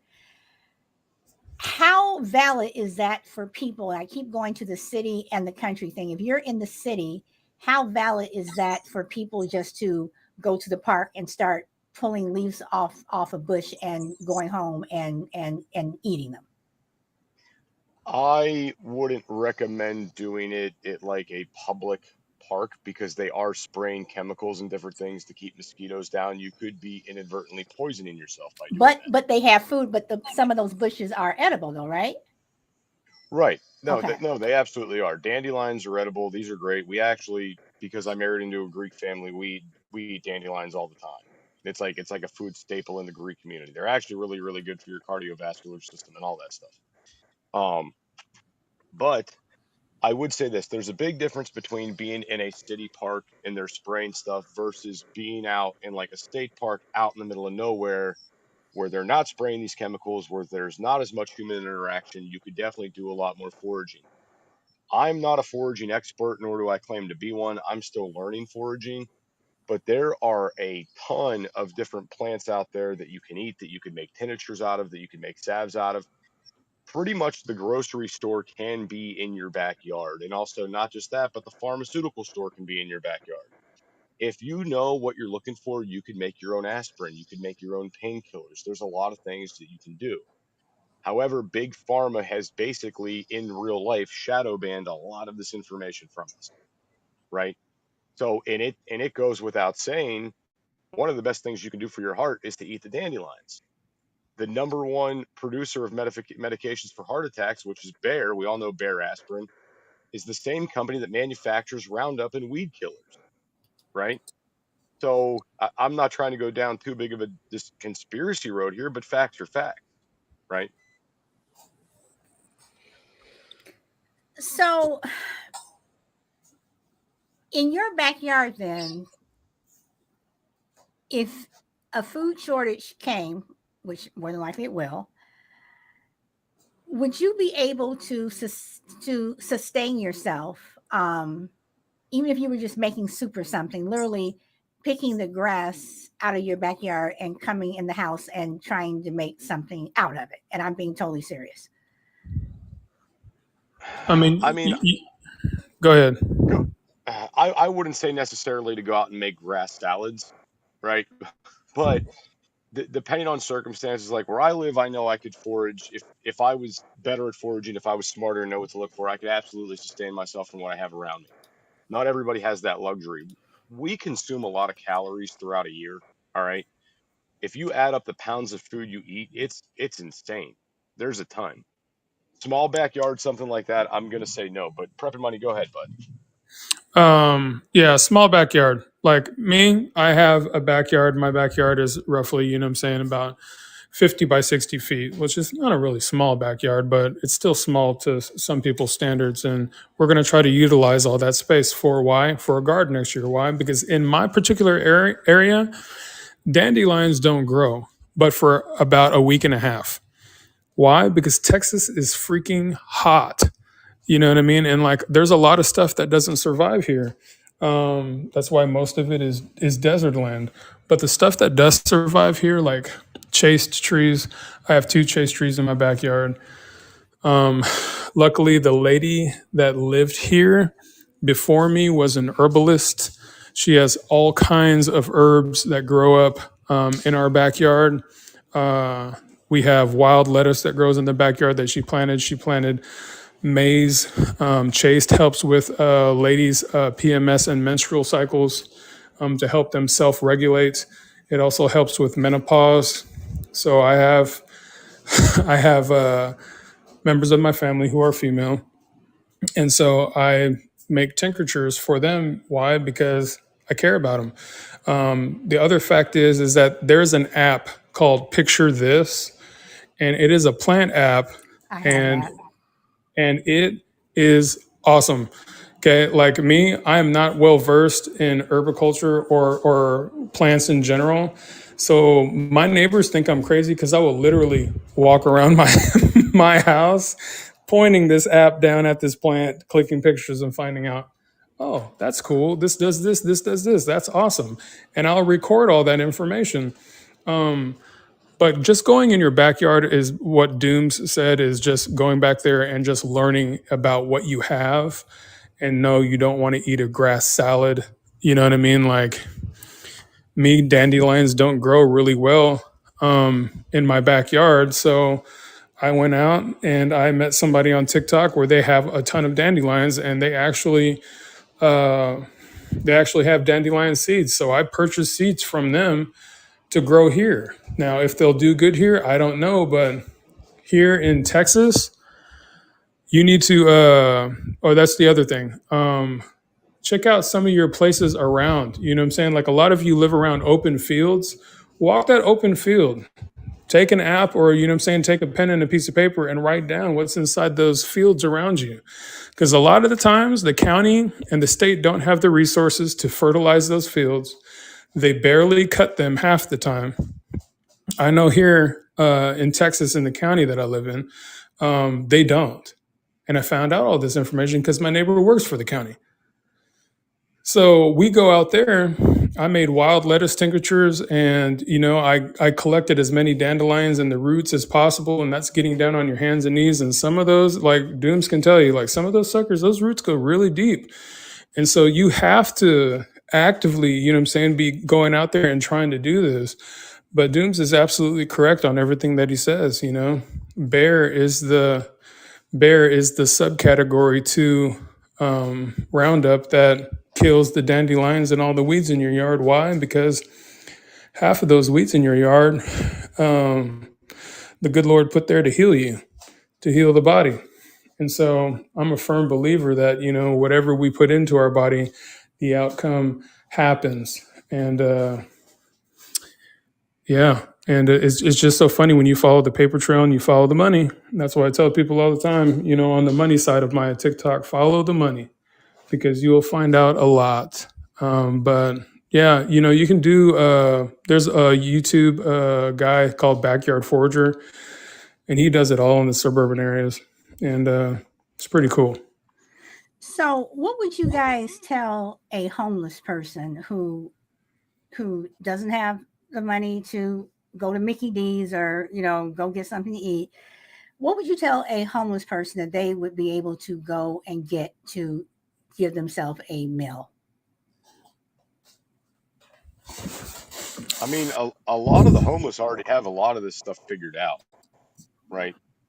We've talked before about how the homeless might be the ones that, end up surviving the apocalypse while we all perish, because they've been surviving without a refrigerator. They've been surviving on what they could eat and eating scraps and, not having these overly big stomachs, and their bodies have gotten used to surviving on limited amounts of calories. So I think they might be better off than most, honestly. Okay. All right. I agree with that 100%. I mean, like if you look at old, I like history a lot. But if you look at just homelessness and old hobo culture, like they leave signs for each other. You know what I mean? People that used to run on train cars and stuff like that, there would be like little signs and insignias. They would leave like, this city is a great city, you know what I mean? A very giving city. Or they would say, don't sleep here, don't stay here. You know what I mean? Then they had different signs of, where they could sleep, where it would be safe, and stuff like that. And they communicate with each other silently, but they do communicate. But I agree with Dooms. Like a lot of homeless people, like they've been homeless for years, and they've learned how to survive on our trash. They've learned how to survive on little to nothing, and really they're forgotten members of our society. But honestly, like I don't know if I could teach them anything. I'd honestly think that I'd probably learn a lot more from them than they could from us. Well, speaking of trash, how does that figure into shortages of food? Meaning, what trash would we be able to burn for fuel, or something to help us eat? I Hmm. there's like all around me there are wood and pallet factories everywhere, and they have free wood bins. But what if you don't have access to a wood bin? So if you don't have access to wood bins and stuff like that, one thing that I know that they used to do back in the day, like if you live in a rural area, cow patties can be burned. They keep a coal. They don't really keep a flame, but they burn hot. The dried ones do. You could majority of your horse poop. I'll just say is the majority of it is grass, and after it dries out, it makes really great tinder. The smell may lure you away. Paper, plastics. I would say not no on some level, just because of the fact that they are toxic. But some plastics are a great fire starter. You can start your fire with them, but there's an excess amount of cardboard. You drive down the street, there's paper everywhere. Okay. The other things is that depending on what time of year it is, you may find a bush that may be, what I mean, completely dried out. Guess what? That's making your meal for tonight. So the food that you're eating, is there one particular food that or menu item that you can recommend that you can like heat up over and over, that you can literally stretch out an entire week if you're someone who doesn't have the funds to go out and store a lot of food, or you just don't have the economic means? Is there something that you can stretch out, but it will still stay fresh? You don't have to worry about it going bad. Crisco. Boy. I mean, Doomsday can probably account to this because he runs a restaurant, but to USDA guidelines, like I meal prep. You know what I mean? Like I have a couple friends who are bodybuilders, and I meal prep for them just because they know I used to be a chef, and they want their food to at least taste like something. And their meals are typically, what I'm saying, good for 5 days. Like if you can go into the question a little bit more, like is it just one thing, or they're talking about like a SHTF scenario, well, or no, like if they're I trying to, like, what I do is like I cook a bunch of rice, and my kids will sit here and eat it. You know what I'm saying? Like I'll do extra many, like I'll do meal preps on the side for these guys. Rice usually lasts about 5 days, 4 to 5 days. Chicken, same thing. Beef, same thing. Depending on what temperature you cook it, the higher temperature you cook it, from the mediums to the well done seem to last a little bit longer. Like fish I won't do longer than like 2 or 3 days, just because of the fact that it's so it just disintegrates. You know what I'm saying? As soon as the air or water hits it, so. It just depends. Like to me in college, what I mean, everybody talked about ramen noodles and macaroni and cheese and stuff like that, and it is the most unhealthy thing you can do, but it's cheap. Yeah. But also like pick your cheap, because I know when I was in college, I can get 20 pounds of rice for $10, and I could get, what I mean, a bag of chicken breast for like $15, and that pretty much lasted me all week. Okay. All right. So it just depends, you know what I mean? Like, but like here's where I go on the financial side of it. And so we all have guilty pleasures. But right now, in this kind of a market and in this kind of environment, you don't really have room for any guilty pleasures. So if you're low on money, what other areas in your finances, like, and most people will go through it, and I guarantee you it's usually the same person who's like, well, I don't have a lot of money for prep, but I bet you eat out at least 2 meals a day. I bet you won't miss Starbucks in the morning. I bet you know what I'm saying, you'll go out and blow $200 on the weekend with your friends and go drinking, you know what I mean, and go chasing after women or men. But I guarantee you, and that's usually what I find, like doing financial services and doing free and doing free assessments for people, is that they don't, you know what I mean? They don't want to give up that part. You know what I mean? Is there anything else that I can do? Well, yeah, you can get a second job or a second income, you know what I'm saying, to pay for prep or pay for this, you know, vacation or this, this life insurance that you want or this investment that you want. But like, if you don't want to change your lifestyle, there's nothing I can do to help you.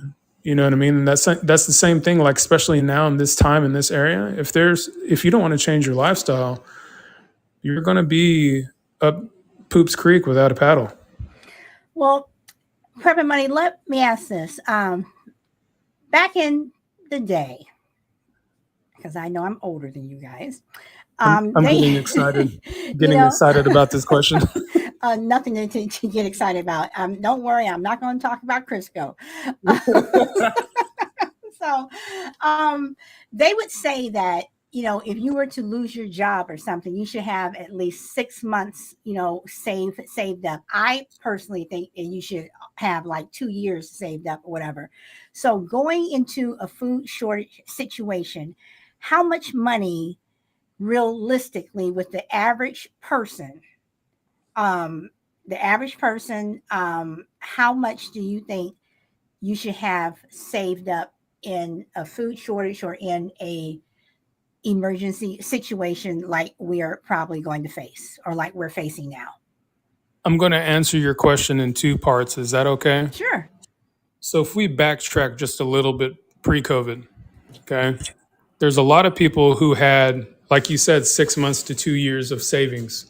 And they also had, you know, I'm just going to say that it, like, for me, life was pretty sweet pre-COVID. Couple $1,000s in the bank account, you know what I mean? I had at least 3 years savings, and you know what I mean? I just purchased a home, you know what I mean? And then all of a sudden COVID hit. And I'll use me as an example. I ended up finishing a little bit ahead during COVID just because I left my chef job and decided to pursue my degree in finances during that time, just because people were scared. They needed life insurance and stuff like that. And they also, you know, wanted to know what kind of investments that they could do, because not everybody knows this, but the market dipped a little bit during COVID.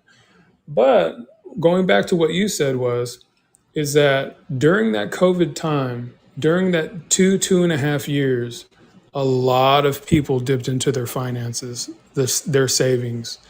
And a lot of people, you know what I mean, they were really relying on that, you know, that government re-up, you know what I mean, during COVID, and even taking out unemployment, you know what I'm saying, from their jobs. And what the real financial crisis is right now is that you have people who are returning to work with less than 3 months inside of their savings, and less, you know what I'm saying, and even less inside their checking.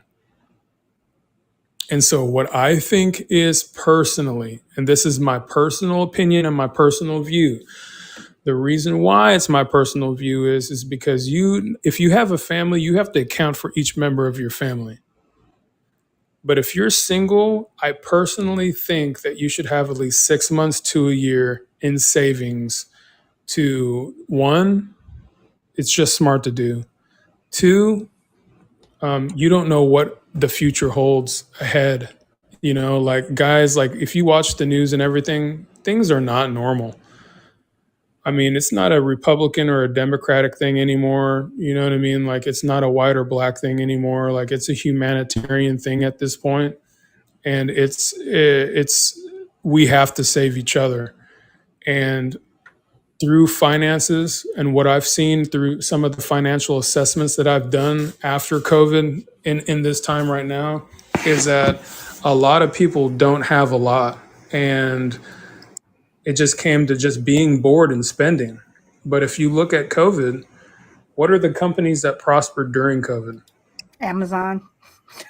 Amazon, Sam's Club, Walmart, everybody that could get a virtual delivery or delivery during that time, those are the companies that went up. And people's spending did not change during COVID. That's what they found out. Even in the middle of a pandemic, people's spending habits didn't change. And that is where it comes from, just financial education. Like when my grandmother was a girl and she went through that, they penny pinched everything. And she said they still did that even afterwards. Why? Because they just weren't sure it was going to happen. And I think, as the years went on, people's shoulders start to relax a little bit. You know what I mean? Like they started to kick their feet up a little bit and started to get a little cushy. And then all of a sudden something happens again.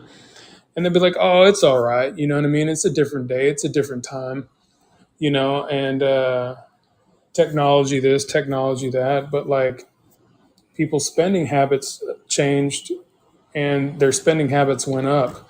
They actually figured out that people were, were so much into spending money that in recent reports that their spending habits actually increased during COVID, and with surveys that banks took is just strictly out of boredom.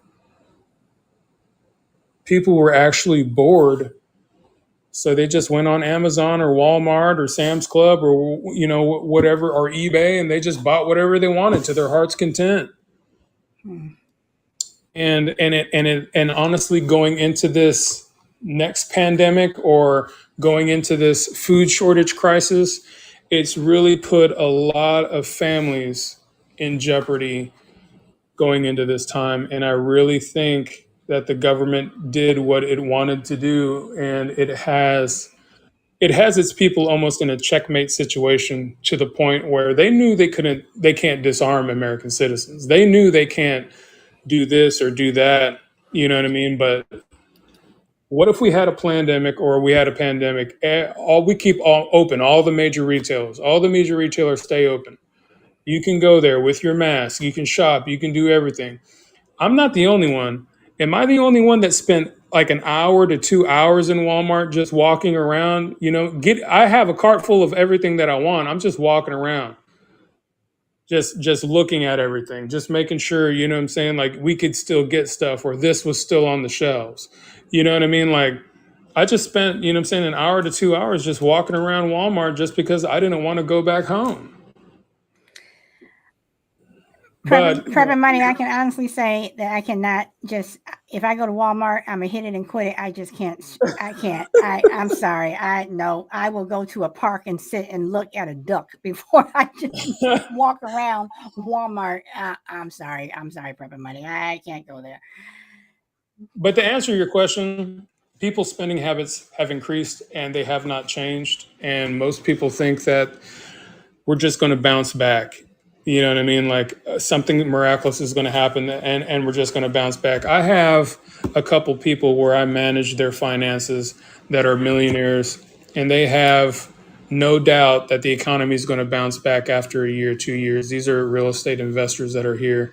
And I have a couple of them that have a surplus of money. I'll just say that. And they don't think anything's going to happen, even though the stock market says otherwise and basic math says otherwise. But it's probably the other reason why I'm not rich either. But my family's okay. But how I think personally is that you need to prep for every member of your family, even finances too. Why? Because you don't know what's going to happen.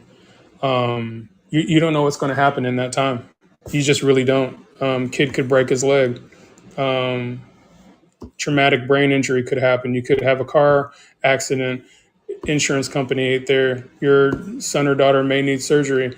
There's so many things that could happen that people are not prepared for, and those are the things that, like, you have to fearfully consider. I'll use that phraseology, is that you have to fearfully consider other people better than yourself.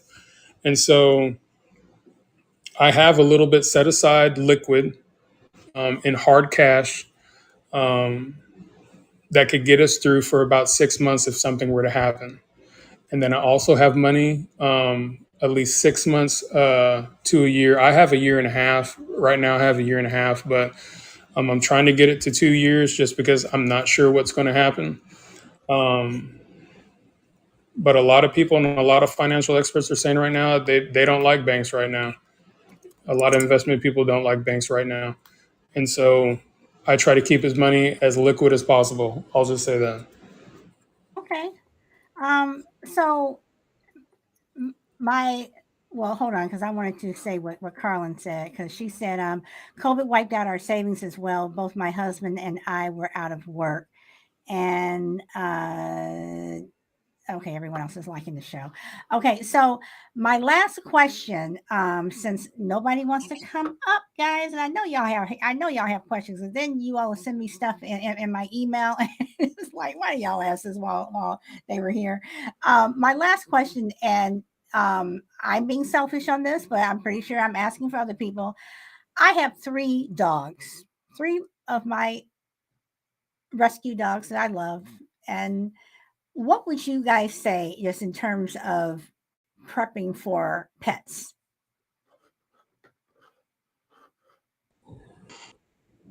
Dooms. You know, okay, so a lot of people first off are unprepared for their pets. There's a lot of people that theorize that we're going to have wild packs of dogs roaming the country, just completely feral, tearing stuff up because nobody's prepping for their pets. There's only so much dog food you can stock, and it does not have a forever shelf life. However, you can increase the life of it. Your best bet to prep for your dogs is to get them on point with what you're eating. I know everybody doesn't like the idea of feeding their dog table scraps, but sadly, that's what it's going to resort to. So, as you're sitting there thinking, how I'm going to prep for this dog, just be weary of their dog. Be weary of them right now. Like, I know if my dog eats sausage, he makes a mess everywhere. So I know not to give him sausage. So I know what things he can eat, what things he can't eat. By all means, have a little supply of dog food laying around. Have the canned stuff as well for your pets because it has a little bit longer of a shelf life than your traditional dry kibble and things go. But there's going to come a point where prepping for your pets is almost obsolete, and we're going to have to let them just be wild and free, right? Like cats will feed themselves. They'll track things down and they will eat. The same things with dogs. Like they will feed themselves. Whether they're getting into garbage that's 3 weeks old or whether they're out, taking out a rabbit, to an extent, they're going to start feeding themselves. But okay, but that's different if you're not. I mean, I live in a small town, well, relative to the big city. I live in a place that's 65,000 people. I live around a lot of dairies. There are a lot of, there are a lot of farms and what have you. But for the most part, I live in the city. I just can't let my dogs roam. No, I get what So you're saying. So then work on it. So then I would work on a food supply for the dog. Get creative with how to preserve the dog food. I know there's some people out there that they go out and they vacuum seal dog food. They'll mylar their dog food in mylar bags. They'll do things like that. But I know we also have the abundance. A lot of people feed their pets 3 or 4 times a day, right? So limiting their diets is going to be a big thing too. Limiting their food intake in order to conserve a little bit of food is going to be another thing. Okay. Boss says this is why. Aren't you on a train, Boss, or did you get off that train? This is why I believe cults are necessary. Prepper cults are just cults that know what's coming, that everyone can help one another when shit hits the fan. I don't think I got that. And then Carlin says, "Can you store dog food in my Mylar bags?" Okay, he just answered that. Uh, hence the phrase "cool for cats." Ba says cats rule. No, Ba, I'm not a cat person, so no, cats do not rule. Crucible is here. I'm sorry, and Ba knows I am not a cat person. I nope. Mm-mm. So and Dooms, I know you have your cute little kitties, but sorry, I will take your Alaskan Husky, but the cats you can keep. I feel good saying that. Okay. And Crucible is here. So, what would you like to say? Because we're going to be wrapping it up. Hey everyone, great topic. Hey Jester, how are you? Oh, I'm doing good, Crucible. How you doing this evening? Doing well, doing well. Got a question for you. I mean, I'm a single person. I live in the city, and I shop for something as I need it. I've never been a forward-looking person. I've never been a big planner. I'm certainly not a prepper, but I appreciate the concept. What do you think of for a single person who I don't eat a lot to begin with, but I do respect the whole and what you guys have been talking about, considering the times we're living in. I'm really paying attention. How does a single person go about planning for things? I tend to throw stuff out as it is, and I go to the store every couple days. That's just how I've always done it because I'm just shopping for me. I don't have to think long term if I don't want to. But if I wanted to think long term, how does a single person who is not going to consume nearly as much as a 4 or 5 person, 6 person family, what do you recommend people who want to start prepping? What do single people do without wasting a lot of food and money? So I would say first off, prepping if you're single is way easier than prepping for a family or a second person, right? Because you're able to store things that are exactly what you want to eat, which is going to mean less waste in the long run. You know what I mean? If you're someone that say loves mixed vegetables, then you stock up on a bunch of cans of mixed vegetables, right? Just when you get in that circumstances of certain things like shortages and survival, you're automatically not going to throw away less. You know you're going to need to conserve, right? Um, but the flip side to it is you being by yourself, you can assess your daily calorie needs and you could put together a better budget to store things for cheaper money, to store things for less. You know what I mean?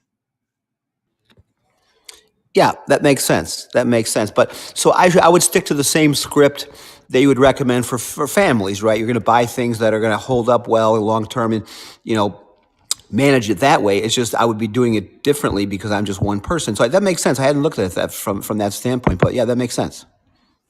And also, like one thing I got in there, Crucible, get a cat. You got to get a cat. Yeah, I thought about getting a pet. I might have trouble with a bird, but a cat, they're I go back and forth. I love dogs. I'm not a big cat person, but you don't have to walk cats. So that's the upside. That's one vote for a cat. I can't think of any other votes for a cat, but I do appreciate the thought. I'll have to give that some. Cats are evil. I've never trusted them. They don't like me either. Mhm. But like I said, it is a pet, and you don't have to walk them. But they do tend to jump on you in the middle of the night, so there is that.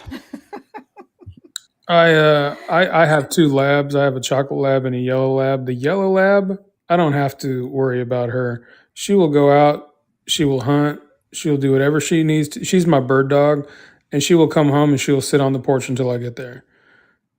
Now, Gus, on the other hand, my chocolate lab, he will lay in the yard all day until he dies. He does not care. He does not care about nothing. If you don't feed him, he will not feed himself.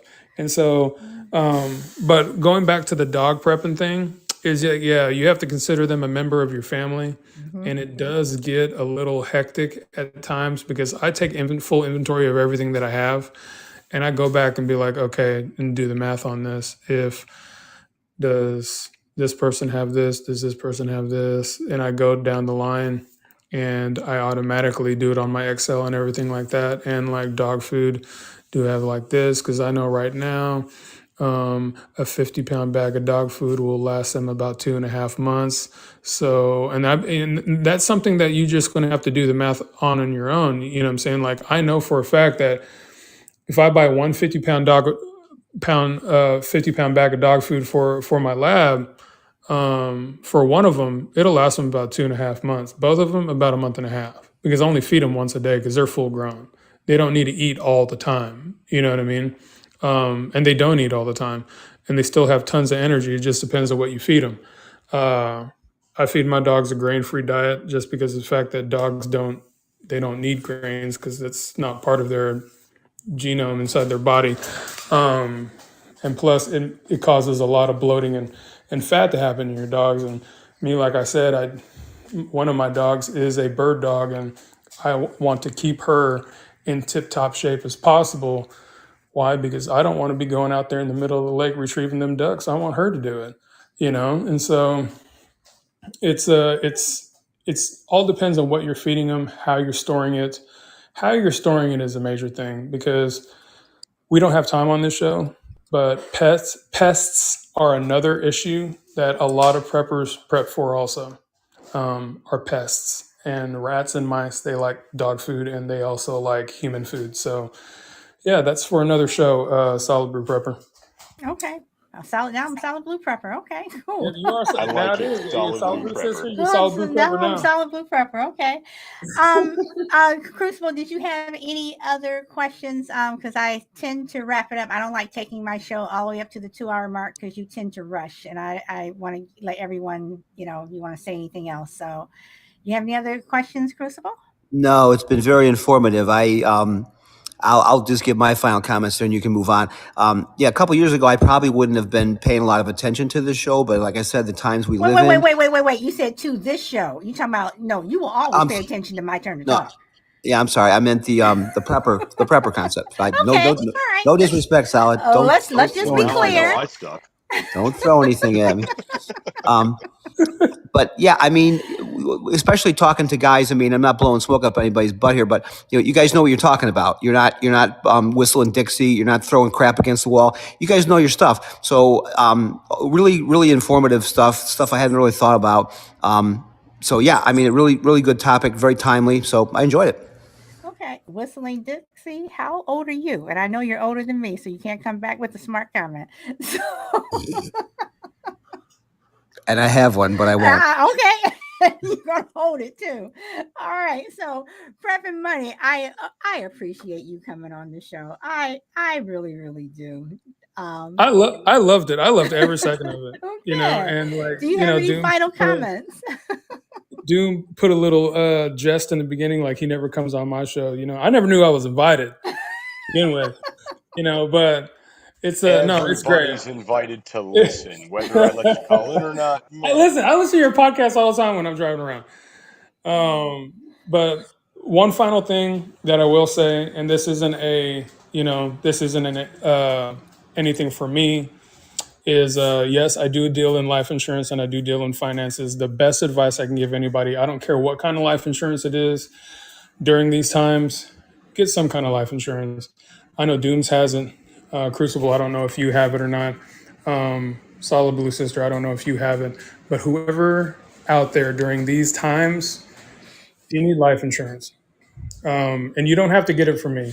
You don't have to, do that. This is not a plug for me or anything like that. It is just the responsible thing to do if you have a family, because I believe in it so much. If something were to happen to me, I have type 2 diabetes, and if something were to happen to me, I'm highly susceptible to COVID or anything else. So if something were to happen to me, I want to make sure and have reassurance that my family has something to fall back on, even though daddy's not there or, their husband is not there. If you are listening and you have a family, your first priority as a mother or father is to get life insurance. It's not for you. It's for your children. It's for the legacy that you'll leave behind for them, because that's a whole nother podcast that I could talk on how many legacies were born out of the Great Depression from life insurance. But I just want to tell people out there, just want to bring awareness to that. Like I said, I'm not bringing a plug for me. I'm just thinking it's the financially responsibility of parents to have life insurance for their children. And that's all I want to say. But other than that, thank you so much. I loved it. I loved every second of it. Well, thank you very much for coming on. And you should have been on yesterday's show, because we were talking about the insurance and what you should have. And I do have life insurance. My husband and I have a living trust. And I, as of last week, when I went to the doctor to get my physical, I am working on my medical directive. So I don't want to leave my son. I don't want to leave him dealing with stuff that he shouldn't have to deal with, because grief is enough. You don't have to pile on all the other crap that comes along with it. So, Mr. Jester, do you have anything to say to the masses, not to Bob, but to the masses? Yeah. So, first off, thanks for having me on today. Sorry it took me Always. so long to come back. My bad. But no. So I am a firm believer that the shortages are already upon us, and we just haven't felt them yet. If there's any time to build a food pantry, add a couple extra canned goods to the grocery shopping list every week, get yourself up to that 30-day supply, now is the time. If nothing happens and I'm wrong, I saved you some money due to inflation. That's it. Okay. All right. Well, I would love for, because I'm gonna tell you, I'm gonna get stuff in my email and everything, and I personally have a lot more questions, and I'm actually gonna want, Jester, I'm gonna want you to come back to do a show on guns. So Ooh, my favorite subject. yeah, I'm gonna want you to do a show on guns. And guys, if you don't follow Jester on I'd love to come back to that too. On his Doomsday podcast on Podbean, you guys need to follow him. You need to listen.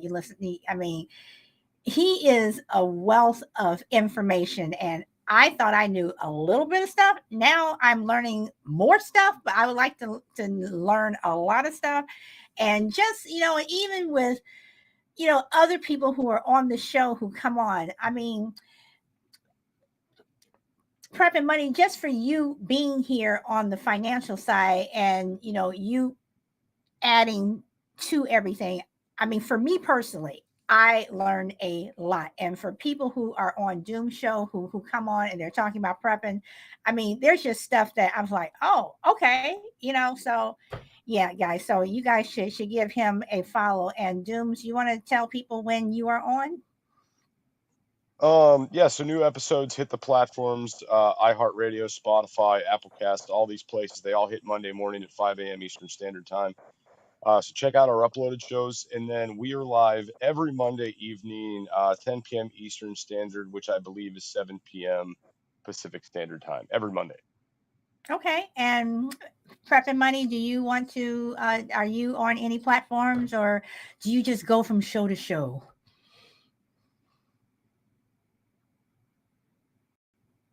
He quit. He's gone. No, I didn't. I did not quit. All right, I was answering a question. No, I'm on TikTok at PrepnMoney, and that's pretty much it. I'm not as cool as Jester is.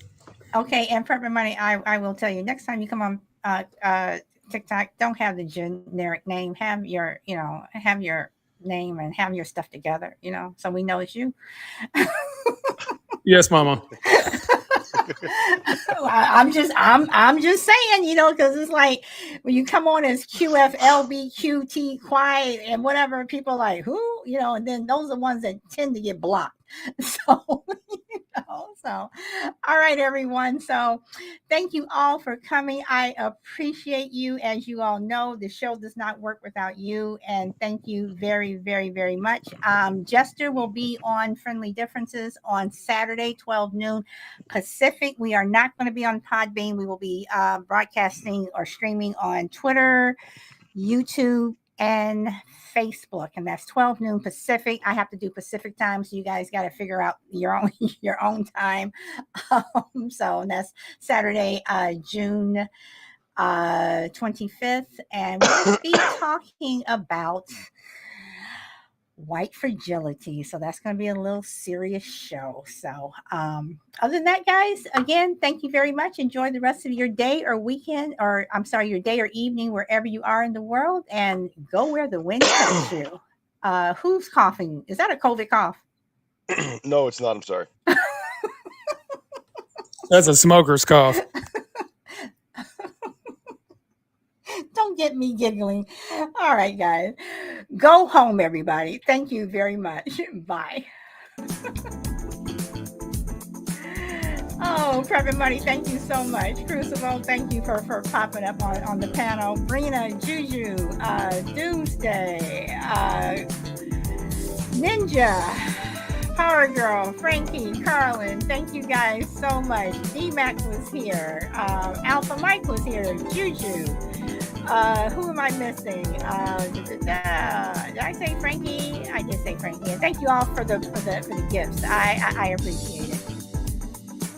I know I'm missing somebody. I apologize if I don't say your name, guys. I'm not trying to purposely miss you. Lou Rock was here. Lou Rock. Who else? And for everybody over on Podbean and Twitter and YouTube, thank you very much. So on that note, guys, again, enjoy the rest of your day.